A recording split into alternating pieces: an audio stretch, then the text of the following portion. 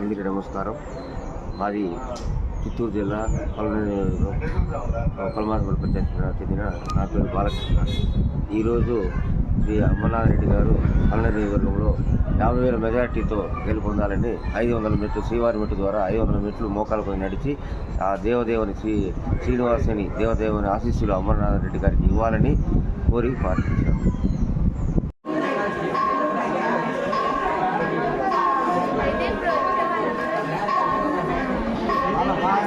Why